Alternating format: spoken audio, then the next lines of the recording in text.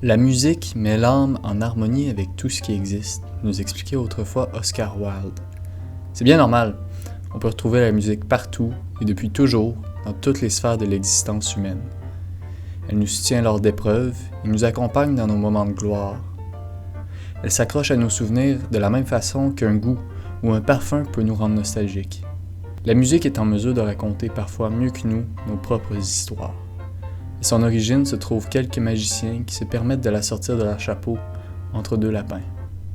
Qui sont donc ces gens qui nous connaissent si bien et comment parviennent-ils à saisir dans l'air ce qui deviendra parfois l'hymne de toute une génération?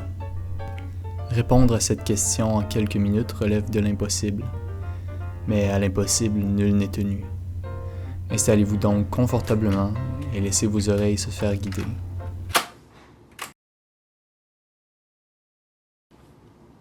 Il est vrai de dire que la musique possède un caractère magique. En revanche, pour faire des chansons, il nous faut du matériel, tangible, au préalable. Et justement, d'où viennent les idées pour créer des chansons? D'où vient l'inspiration?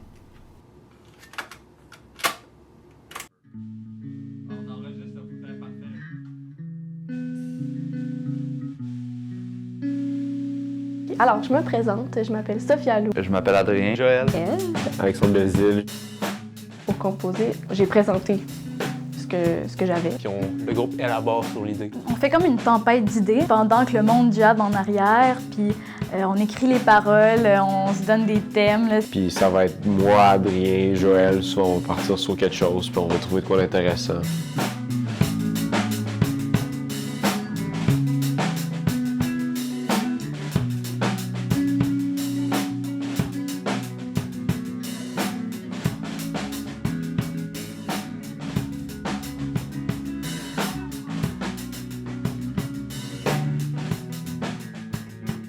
Yo, what's up? Zay, c'est Fouki.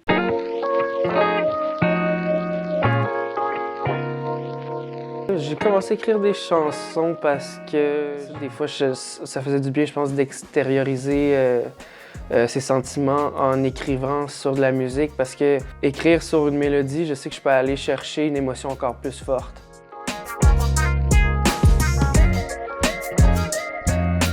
Il y a plusieurs endroits, mettons, qu'on pourrait puiser ça, cette inspiration-là. C'est dur de dire, l'inspiration peut venir vraiment de partout. Ça peut être un film, ça peut être un camion qui freine puis un enfant qui crie en même temps, puis c'est nice. Ça peut être n'importe quoi, là. C'est ça qui est le fun avec la musique.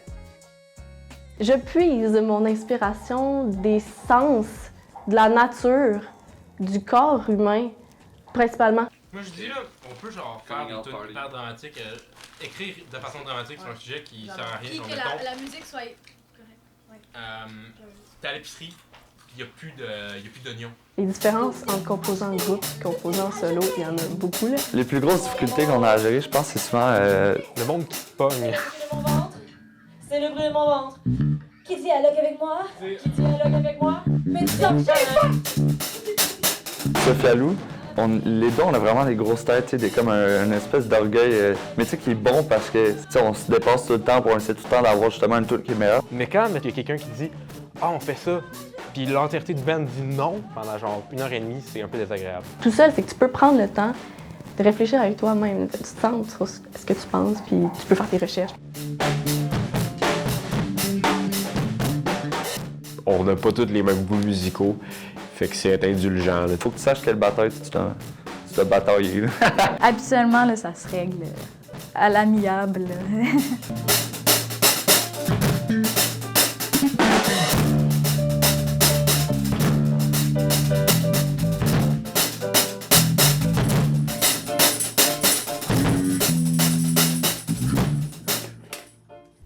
Ok, donc l'inspiration, ça peut venir d'à peu près n'importe où. Mais maintenant, comment on fait pour donner vie à ces idées? Comment on les enregistre et qu'est-ce que ça apporte?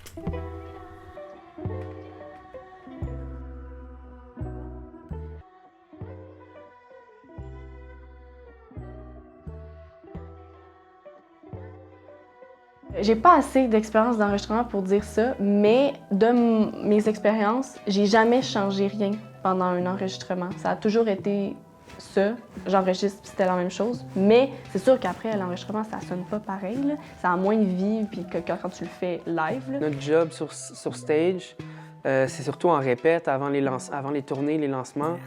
C'est là qu'on pousse les tunes, puis on est comme « Oh shit, ok, nice, ça pogne un autre twist ».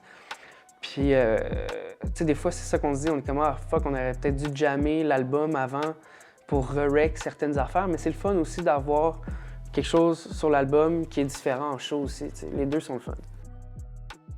Avant, tu sais, on faisait une tune, on la sortait, on l'avait même pas fini, on en faisait une autre déjà, tu sais, puis aujourd'hui, on passe beaucoup plus de temps à peaufiner les chansons, que ce soit les textes ou le beat, tu sais, tout, c'est vraiment... l'approche est vraiment plus... ça devient une job aussi, tu sais, c'est plus juste... On a du fun, puis that's it, on sort ça, là, tu sais. Tu sais, des chansons, là, juste des compos, comme je disais, des bouts de compos, mais surtout, je fais comme... je fais des covers, tu sais, des reprises.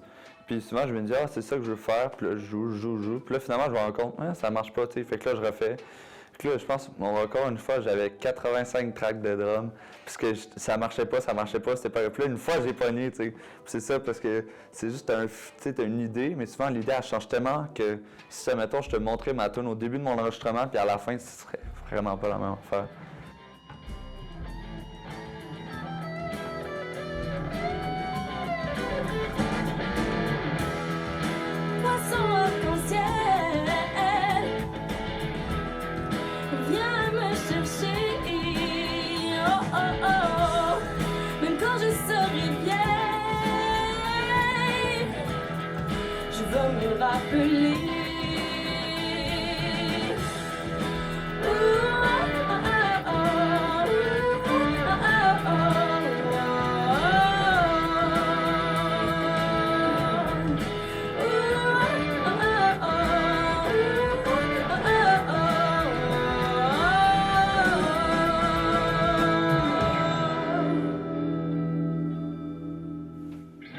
Donc, pour enregistrer des chansons, ça peut prendre des sessions longues de plusieurs heures pour s'assurer d'obtenir un produit fini qui représente impeccablement le sentiment qu'on essaie d'exprimer.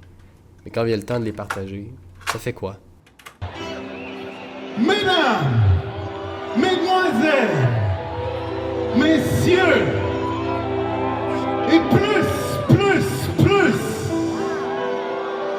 prenez place! Comment je me prépare pour un concert? Ben, tu sais, c'est sûr, après ça, on va parler de weed encore, bien sûr, là, mais je croque du gingembre, je mange du gingembre non-stop, puis après ça, j'arrive sur stage, puis oh, c'est comme all the way, là. Être sur scène, c'est probablement le feeling que je chasse toujours. C'est juste un des meilleurs feelings, c'est juste indescriptible. Tu montes, puis tu vois les gens, t'as les lumières sur toi, t'as les doigts un peu moites.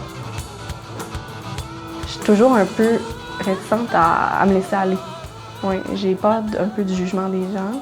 Puis j'aimerais ça être capable de me laisser aller plus, mais je pense que c'est le truc le plus difficile. Parler au monde, c'est le truc que je trouve le plus difficile.